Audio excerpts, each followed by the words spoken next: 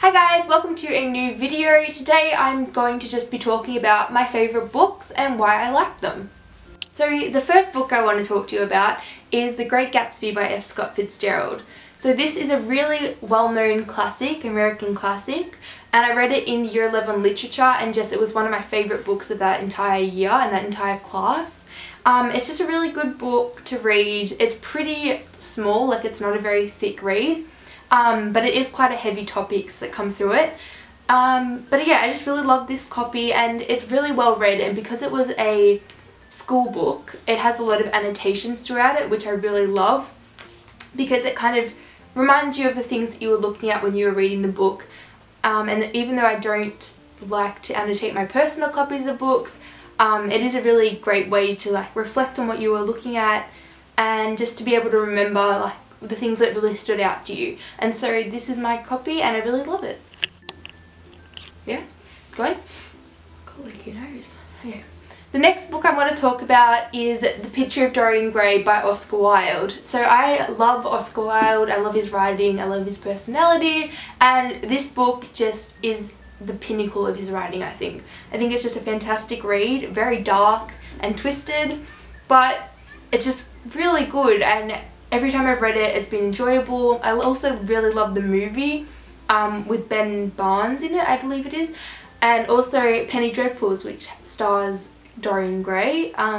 Just his character is so dark for that era of time, like that era, that you just can't help but really enjoy it. But it is a really deep tale of like corruption and immortality and immorality. And yeah, it's just a good read. And if you don't really enjoy classics, like I don't really read many classics, but this is just a book that you can't help but enjoy. And this is the Barnes & Noble leatherbound, which I'm in love with. It's so beautiful. So definitely pick this up if you have some spare money. The next book is something that a lot of people might recognise as a TV show, but this is The Vampire Diaries by L.J. Smith. I read these just before, or I read the first few, just as the TV series was coming out, and I definitely enjoyed the book more.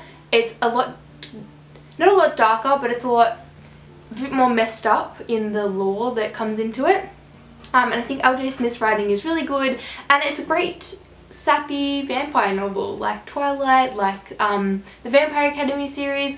It's just a bit of a fun kind of read until you get into the last few books and they get really weird. But yeah, I just think it's a great book. If you enjoy vampire books, fantasy books, books about mythological creatures, you will probably enjoy this series.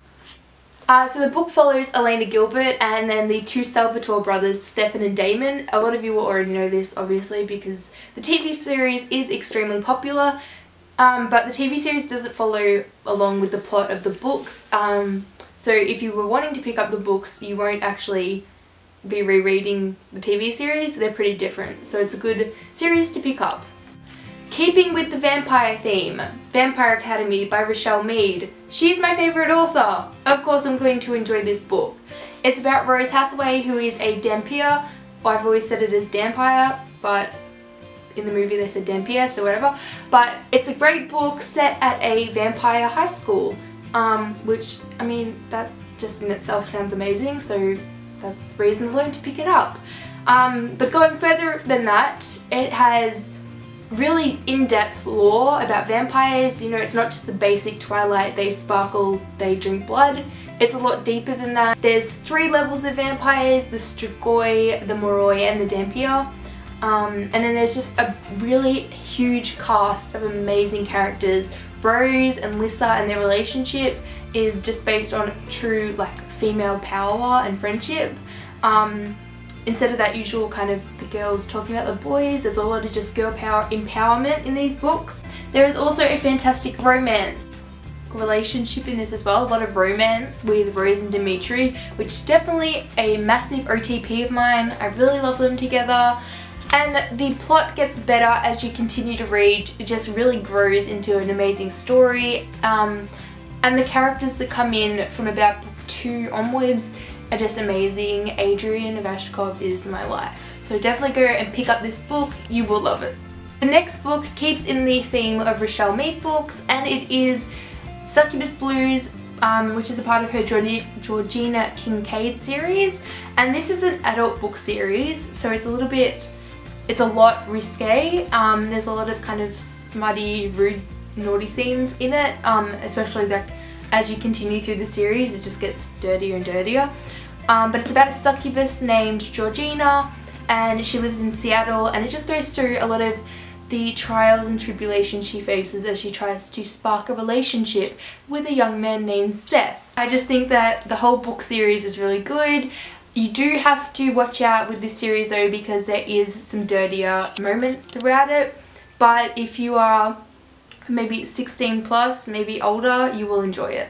So the next book and the next series I want to talk about is the Spiderwick Chronicles. So this is actually book 2, which is The Seeing Stone.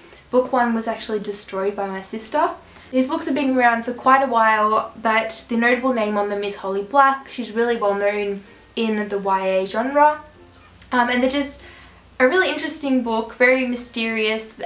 They're children's books, but I think that any age can really enjoy them because they're just really magical, really exciting, and just really great book to read. So this book is one that is quite well known in the book Tumblr world, and that is Shiver by Maggie Stiefvater. This whole series is just so amazing. It's really well written. It has just her signature kind of...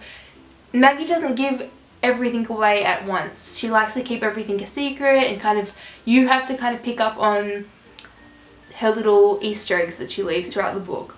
But the characters in this are so good, and the way it's all about it's all about werewolves. But the lore that Maggie has used in this is that they only turn when it gets really cold, and so throughout the book there's just it continues to get colder and colder, so it gives you like the degrees that it is at that chapter. And it just follows Grace and Sam, who are very different characters and very different. They have very different views on like their curse, but it's just a really good read. The characters are so good, and their backstories are all really, really well written, and it's just something that you guys should pick up. It's a really interesting take on werewolves, very different from anything I've read, and yeah, it's just great, and the covers are beautiful. So keep going. So we have another Maggie Stiefvater book, and this is one that at the moment I'm raving about this series so much because it's so good, and that's The Raven Boys and the Raven Cycle series by Maggie Stiefvater. They are so well written, and the characters in these books just make them completely.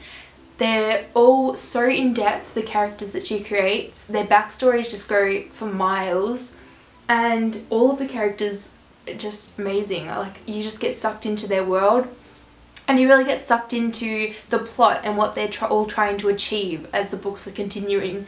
And yeah, I knew before I picked these books up that I was going to enjoy them because I've seen so many good things about them. I didn't think I would fall in love with them so much, but I really have, and I definitely think that Maggie and this series are fast becoming one of my favourite of all time. I have two more books to go, but this one is Dark Heart Forever by Lee Monroe. And I read this ages ago. This is a series, a trilogy, sorry.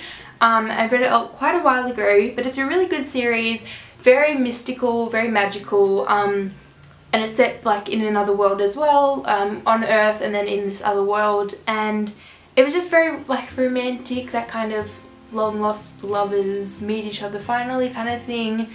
And they're pretty short, like it's not a very long read, but it's really enjoyable, and it's just got kind of everything that you want when you're reading, with the magical aspect and the romance and the action, and just a lot of mystery. So I think that is a great series and a great trilogy to read if you're just looking for something quick and easy. For mine, it's one that I just completely love. I haven't finished the series, and I don't really know if I ever will, because I love this book so much. I'm kind of worried if I continue I won't like it anymore.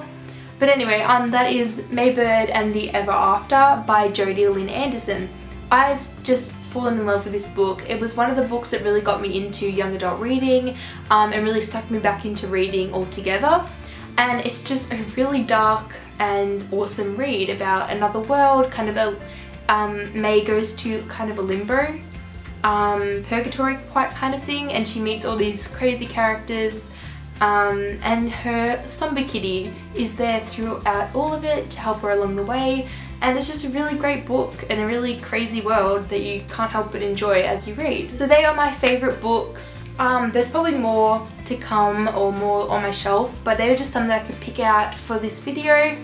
I'd really love to hear in the comments below what your favourite books are, and if you have a massive list like I do, and what is on your list. So make sure to comment that below, and make sure, if you haven't already, to subscribe to this channel and head over to my Tumblr, AmyWritesXO, to check out my reviews and my other posts. Thanks guys!